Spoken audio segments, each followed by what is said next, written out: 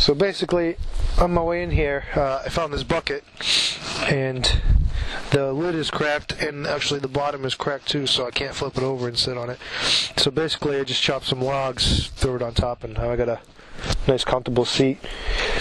I set the fire up in front of this rock here, so the rock would reflect the heat back towards me. And I collected the sheet on the way in. It was frozen to the ground, so I had to pry it out and pull it out. It was soaking wet. So basically what I did is I just hung it over this log here, and piece by piece dried it out. And now it's pretty much all the way dry. The back end over there is still a little wet, but I just tucked that down on the side. And my shelter is basically a 5x7 mylar tarp. I think I got it for like $15 or something like that. It's definitely worth it. I'm going to buy another one.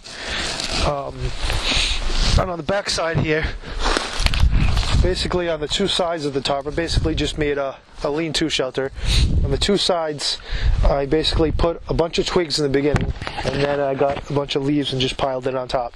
And I did the same thing on this side here. Hopefully you guys can see that. And I actually used that sheet to collect a bunch of leaves, because I noticed when I was just gathering them with my hand, it was a lot longer, so I came up with the idea just to use the sheet. I loaded all the leaves on the sheet and basically just dumped it right on top, and I did that about 5 or 6 times, and it worked out well. So basically just sitting here by the fire. Probably going to get maybe, hopefully, 2 or 3 hours of sleep. It's about 25 to 30 degrees out tonight.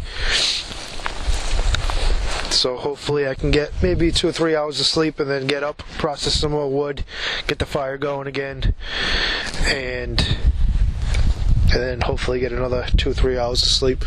I'm basically going to sleep for a couple hours, get up, process some wood, so my core body temperature rises back up, so I can get my blood flowing again. And basically just gonna got a bunch of wood here. I'm basically just gonna wake up in the middle of the night and just process some more wood, maybe go out and cut down a couple more branches just to get my blood flowing, to keep my body temperature up. And I have a water bottle, so what I'm gonna it's actually full of water right now.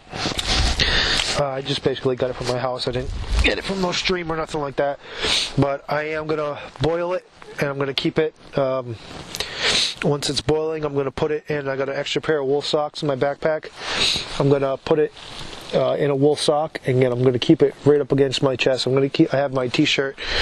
I have 3 layers on. I got a t-shirt, and then an Under Armour, and then a regular long sleeve shirt, and then my jacket. So I'm going to keep it against my t-shirt and my long sleeve shirt, so this way it'll keep me warm the entire night. I actually did it last weekend, and it was still warm in the morning. I took a sip out of it in the morning, it was still warm.